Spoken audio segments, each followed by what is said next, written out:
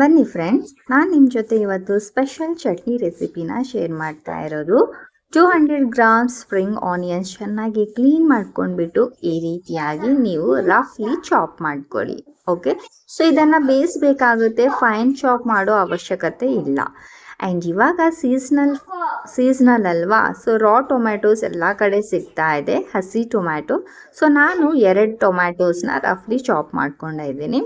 So ಜಾಸ್ತಿ tomatoes ಹಾಕಿದರೆ ನಮ್ಮ ಚಟ್ನಿ ಸ್ವಲ್ಪ ಹುಳಿ ಹುಳಿ ಆಗುತ್ತೆ, ಟೇಸ್ಟ್ ಬರಲ್ಲ. ಸೊ ಅದಕ್ಕೆ 2 ಮಾತ್ರ ಹಾಕ್ಕೊಳ್ಳಿ, ಚೆನ್ನಾಗಿ ಟೇಸ್ಟ್ ಬರುತ್ತೆ.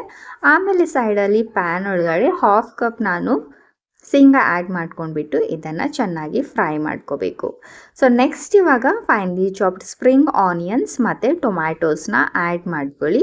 ಸೊ ಆ್ಯಡ್ ಮಾಡಿದ ಮೇಲೆ ಇದರಲ್ಲಿ ನಾನು 1 ಟೇಬಲ್ ಸ್ಪೂನ್ ಆಯಿಲ್ ಸೇರಿಸ್ತಾ ಇದ್ದೀನಿ, ಕುಕ್ಕಿಂಗ್ ಆಯಿಲ್ ಸೇರಿಸ್ಬಿಟ್ಟು ಇದನ್ನು ಇವಾಗ ಚೆನ್ನಾಗಿ ಫ್ರೈ ಮಾಡ್ಕೋಬೇಕಾಗುತ್ತೆ.